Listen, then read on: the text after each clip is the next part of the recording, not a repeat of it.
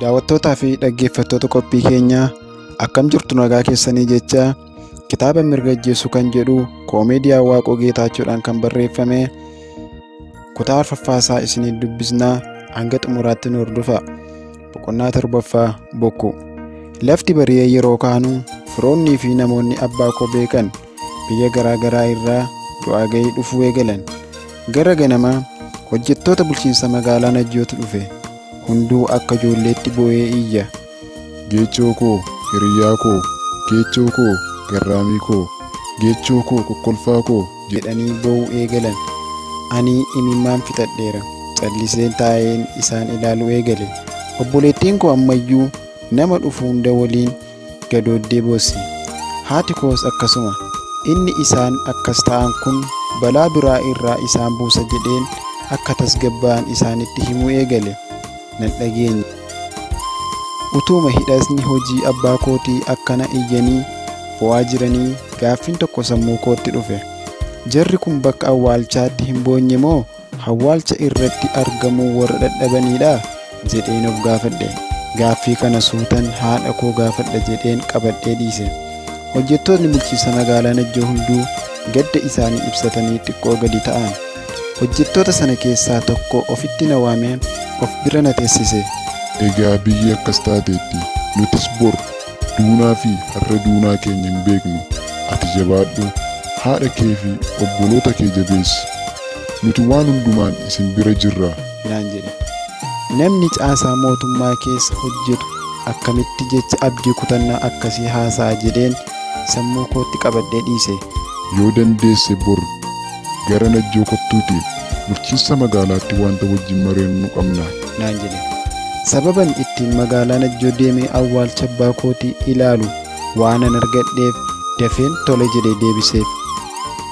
Hojjettoonni sun hundis erga xiqqoo turanii booda ka'anii deeman.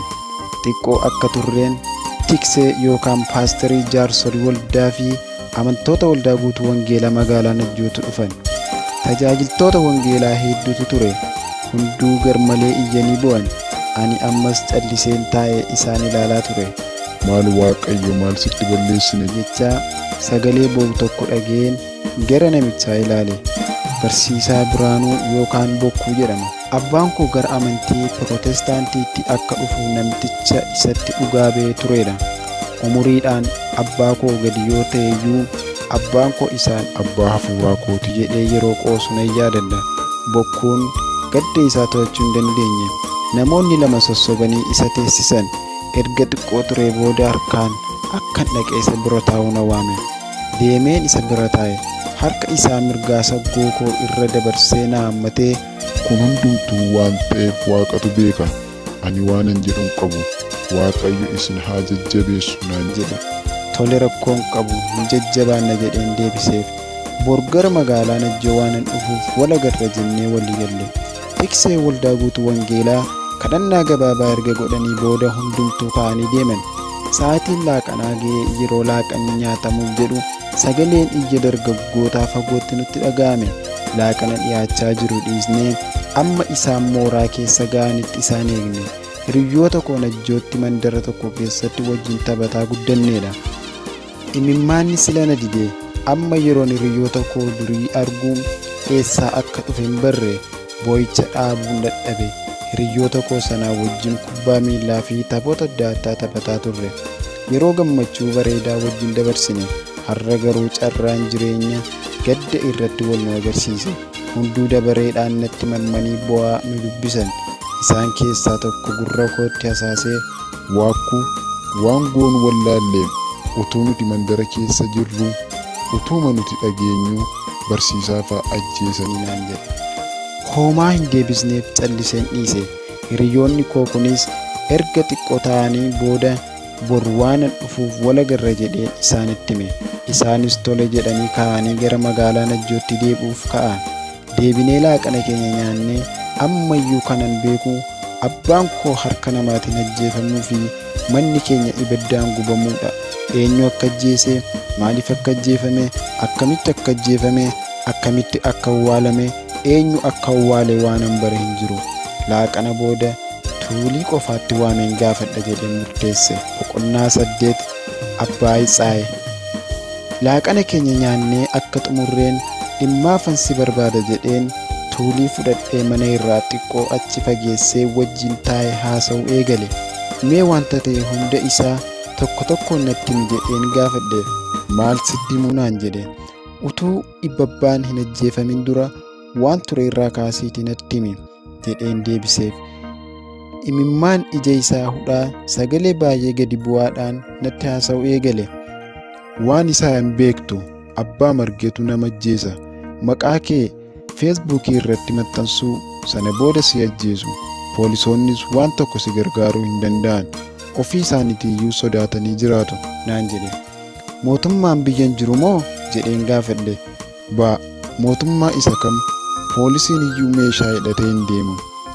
Namni yoo wal dhabee wal himate iyyuu jaarsoliima biyyaa bira dhaqa malee mana murtii hin deemu naan jedhe. Bara Oromoon qabsaa'ee injifate keessa hammuma kana caasaan mootummaa diigamuu isaa na dhibeen gaaffii koo biraa itti aanse. Maqaan Ibabbaa feesbuukii ati jettu kana irratti poostitee ture jedheen gaafadhe. Eeyyee poostitee ture naan jedhe. Maaliif jedheen gaafadhe. Wanticha dafee baruuf waan an ariifadheef. Ajjeechaa misooma waboo yookaan waraana bilisummaa Oromoo Jaal Roobsan keessaa harka qaba jedhameetu naan jedhe. Ajjeechaa Jaal Roobsan oduudhaan dhagee waanan tureef eessaan harka keessaa qabaree jedheen gaafadhe. Isa qofaadha. Abbaa Itsaa'e wajjin asoosaatti walgahii hirmaateera jedhaniis maxxansaniiru naan jedhe. Bitaanatti gale. Ibabbaan asoosaa deeme beekamoo jedheen isa gaafadhe. Lakki yeroo isaan asoosaa deeme jedhanii feesbuukii irratti maxxansan inni ammoo Naqamtee caataatuu dubbisuu deemee ture naan jedhe. Abbaan koo obboleettii koo hangafaa mucaa godhattee dhala isaati dubbisuu deemee ture. Warra mirga ajjeesuu qabuuf garuu inni asoosaa deemee Abbaa Itsaa'e wajjin mari'ataa ture. Kan asoosaa akkasi kan dhimma Jaal Roobsanii wajjin eessaan harka keessaa qaba jedheen dabalee isa gaafadhe. Asoosaadhaan qarshii Abbaa Itsaa'e harkaa fudhatee dhufeen Jaal Roobsaniin warra ajjeesan deeggareera jedhanii naan jedhe. Dhimmi ajjeechaa abbaa kootii ajjeechaa salphaa akka hin taane naaf gale. Ajjeechaa dura oduu sobaa hangana ga'u kan afarsu eenyu akka ta'e baruun barbaade. Ibabbaan hin dhageenyeree yeroo kun hunduu odeeffamu jedheen gaafadhe. Dhageera. Isa qofaaree bilbilaanis bilbilanii doorsisu turan naan jedhe. Gaaffii koo gidduutti dhaabeen bilbilli Ibabbaa eessa akka jiruun gaafadhe. Namoota bilbilicha irratti bilbilanii doorsisan adda baafachuun yoon danda'ame jedhee yaade. Gaafa isa ajjeesan ganama isaa namoonni wayii dhufanii fudhatanii garuu bilbilichi waan gubate wayiidha fakkaata naan jedhe. Akkas taanaan yooma bilbilichi gubateyyuu lakkoofsa isaa sanaan waajjira Itiyoo Teelekoomiidha eenyu akka bilbilaa tureef akka ergaa gabaabaa itti ergaa ture adda baafachuu dandeenya jedhee yaade.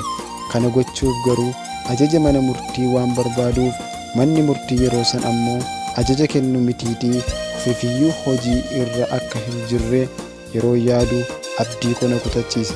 Sana booda akka doorsifamaa jiru maaliif waajjira poolisiitti hin himne jedheen gaafadhe. Waajjirri poolisii homaa gochuu hin danda'u garuu waajjira abbaa gadaa deemee haasofsiisee ture jedhee sagalee abdii kutannaatiin. Maalittiin jedhaniree jedheen gaafadhe. Bakka buutota qeerroo magaalaa Najjoo waamanii isaanii wajjin mari'atanii turan. Innis haala jiru isaaniif ibsee ture. Ibabbaanis galee akkanatti himetti abbaan gadaa fi qeerroo wajjin mari'adheen dhufe. Isaan biraa homaa rakkinni hin jiru. Isaanii wajjin haaluma amma jirru kanarrattiyyuu mari'ataa turre jedheera naan jedhe. Eengedde yeroo ani Finfinnee irraa ka'ee magaalaa Amboo ga'u qeerroo fi uummanni magaalaa Najjoo hiriira ba'anii ajjeechaa kana hadheeffatanii akka balaaleffatanii fi abbaan koduu isaa dura qeerroo fi hawaasa magaalattii wajjin hariiroo gaarii qabaachuu isaa sirriitti na hubachiise. Ajjeechaan kun qeerroo wajjin tasuma akka inni hidhata hin qabneen mirkaneeffadhe. Eenyu kan abbaa koo ajjeese ammas anaaf gaaffii guddaadha. Tole taatee galgala ajjeechaa sana raawwate natti himimee jedheen isa gaafadhe. Utuu inni haasa'uu hin jalqabin mucaan tokko dhufee manaa isin barbaadaa jiru nuun jedhe. Yaada koo achumatti rarraaseen gara manaatti deebi'e.